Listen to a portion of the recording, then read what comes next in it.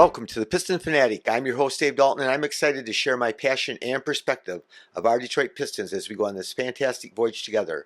I've been a diehard Piston fan since the days of Dave Bing and Bob Lanier. I've also been the varsity basketball coach of a very successful program in Northern Michigan. Thank you for listening. Please subscribe if you haven't already. Click on that like button. Our Pistons pulled it back to 500 with a 117-102 win over the Dallas Mavericks. Our first game home, we got 5 more home games in this homestand. So, great game. Cade, Cunningham, the All-Star, played like one, 40 points, very efficient, 17 of 30 shooting. And how do you shoot 30 shots and only get 3 free throws? How do you have the ball in your hands and drive to the basket as many times as he does and only get 3 free throws? So, we were hoping that All-Stars get calls usually. Now that he's an All-Star, I thought maybe he'd start getting some calls, but didn't happen tonight. So we'll see what happens later down the road. But it was a really good win for us. Had a lot of guys play pretty well. Cade said we needed this win. It gave us 10 wins in the month of January. Who knows the last time we had 10 wins in a month? I don't know. But it was a nice win. If you haven't listened to it already, I did drop a podcast earlier today, and it was about a lot of things. About Bill Simmons has a trade value rankings, and I think it's really interesting. I think you'd enjoy it if you haven't got to listen to it already. Also wanted to mention again, I mentioned it in that podcast earlier today, that there's a group of people that have put in a bid to get a WNBA team back in Detroit to bring that shot team back. They had 3 championships. They were amazing. They had good support. Don't know why they moved away, but the WNBA is growing, especially since Caitlin Clark came onto the scene, and women's basketball is really taking off. And so it's about the dollars. Jared Goff's in the group, and Chris Webber and Grant Hill and Tom Gores are all in the group that's bidding to try to get a franchise to come to Detroit. And Adam Silver was here at the arena tonight, so that makes me feel like, there's a good chance. So anyway, real quick, it was too bad, we had to play without Stu tonight. He was suspended. We talked about that in the podcast. And, the problem that Stu does have is that teams know that he can get baited into being physical and doing things. So they try to intentionally, I think, aggravate him so that he will do something that might get a technical or whatever. But the league also knows. So I guarantee you that when the officials come into a game with the Pistons, they know that you have to watch the Isaiah Stewart. And I talked about it again in the prior podcast. They have a point system. So depending on how many flagrant fouls that you get, it adds up, and after you get to a certain number, I think it's 5, then you get suspended for a game. Once you get to 7, then you get suspended for 2 games. So he is going to be on a short leash. So,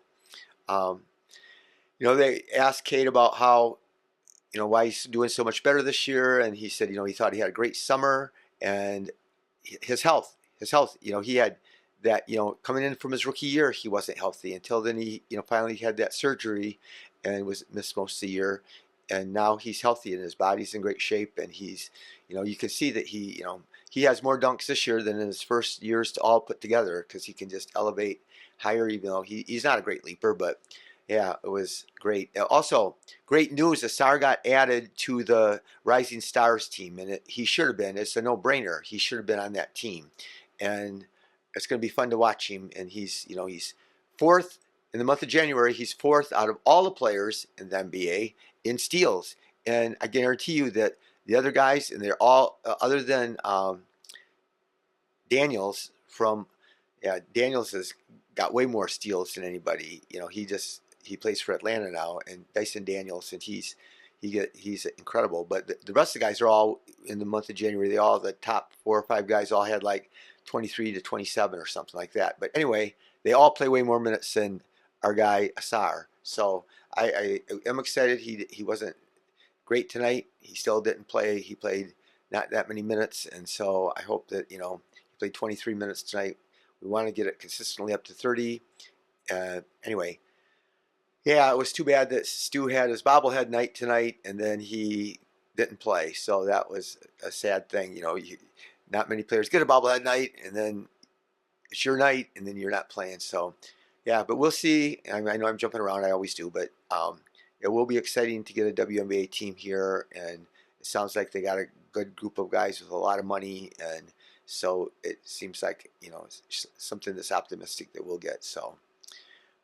Yeah, like I said, we're back to 500. Cade had 40 tonight, season tied to season high.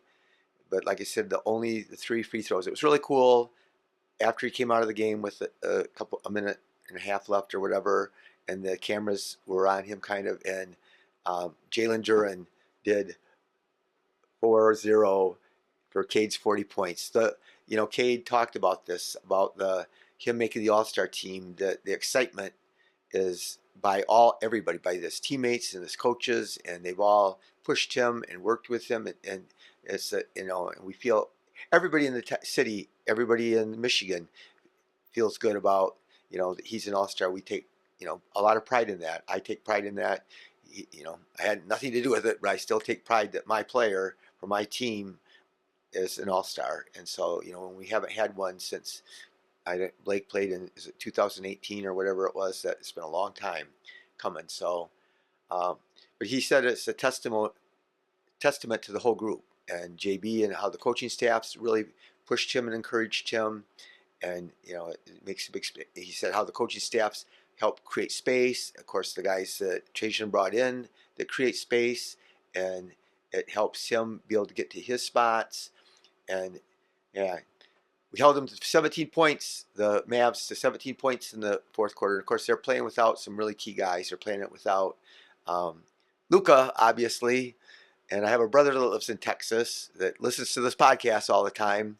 He's a college professor down in Texas, but he never gets to see the Pistons play. They're never televised. And so he got to see him play because they was televised down in Texas. And so he always wondered why people would say that Cade looked like Luka. He didn't really think that probably was true, I think. But he said after watching tonight that he could see the things, that he goes at his own pace. He gets to his spots. He puts the ball in the basket. He passes it to his teammates.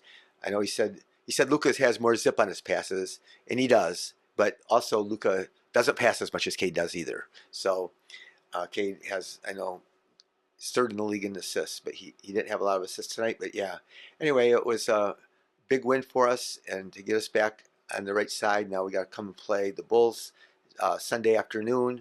So at 3 o'clock we play, and so that's a winnable game. But they've been winning some games, and they got a lot of firepower. Zach LaVine is he's shooting like 46% on threes, high volume. He gets assists. He's a really good player, and Vucevic has had a great year, and so it'll be interesting to watch him. We get to see is Lonzo play, and how does Lonzo play? There's some of these guys that we might be interested in trying to pick up in a trade. So it'll be interesting to see the Bulls play. So yeah, Tobias had a really good game. 7 for 12, 31 minutes. So that's really efficient. He's only 1 for 3 on threes, and we thought, everybody thought he was coming in and going to be a real 3-point shooter.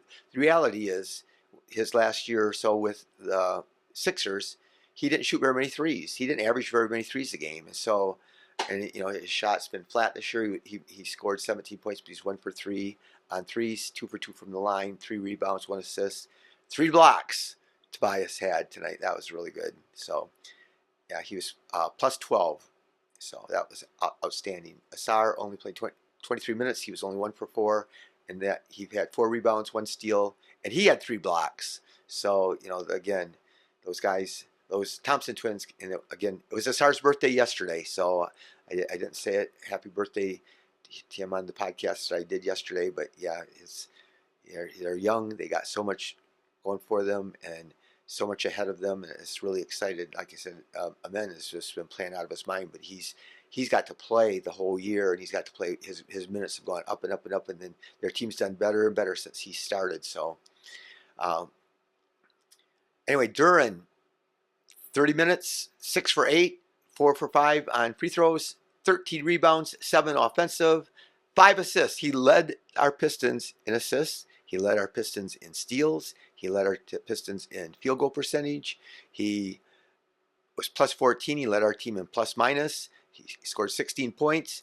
JB said he's been playing really great for a month, and his effort has been outstanding for the last month. And just keep on going, JD. So it was fun to watch him, and you can tell he's really getting inspired, and he's having a lot of fun out there. Hardaway, 28 minutes, 3 for 10, 2 for 5 on threes. He did have 5 rebounds and 1 steal, 9 points. I told you, Cade, 36 minutes, 17 for 30, 3 for 8 on threes, 3 for 3 again on free throws was ridiculous. 6 rebounds, only 4 assists. He only had 3 turnovers. So our team had 6 turnovers. That was a big story. Only 6 turnovers for our Pistons tonight. So that was great. And Beasley, 22 minutes, 3 for 9, 3 for 8 on threes, 2 rebounds, 9 points.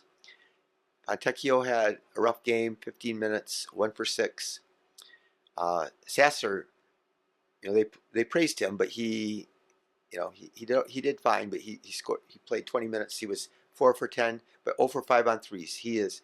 I alluded to this in other podcasts where even last year he seems like he's either hot or he's cold, and tonight he's from 3 especially, and he's cold tonight because he got some good looks, but he couldn't make them.